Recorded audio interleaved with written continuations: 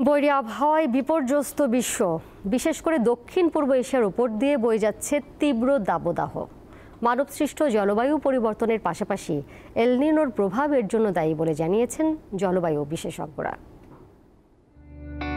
প্রকৃতির প্রতিশোধে যেন দিশেহারা বিশ্ববাসী, কোথাও বন্যা, আবার কোথাও প্রচণ্ড দাবদাহে পুড়ছে মানুষ। গ্রীষ্মের শুরুতেই তীব্র তাপদাহে পুড়ছে দক্ষিণ পূর্ব এশিয়া। Brunei, Malaysia, Myanmar, Philippines, Singapore, Thailand ও ভিয়েতনাম সহ এই অঞ্চলের ১১টি দেশের চিত্র প্রায় একই। জলবায়ু বিশেষজ্ঞদের মতে দক্ষিণ পূর্ব এশিয়ায় তাপমাত্রা অভূতপূর্ব মাত্রায় পৌঁছেছে। ১৯৬০ সাল থেকে প্রতি দশকেই বেড়েছে গড় তাপমাত্রা।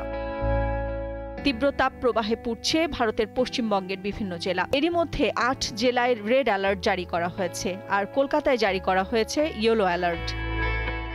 অন্যদিকে সম্প্রতি ভয়াবহ বন্যায় ভেসেছে সংযুক্ত আরব আমিরাতের আলো ঝলমলে দুবাই। এত পানি এর আগে কখনো দেখেনি দুবাইবাসী। ভারী বৃষ্টিপাতের কবলে পড়েছে সৌদি আরবও, সেখানে বন্যার শঙ্কা দেখা দিয়েছে। ভারী বর্ষণের পর ভয়াবহ বন্যার আশঙ্কা দেখা দিয়েছে চীনেও।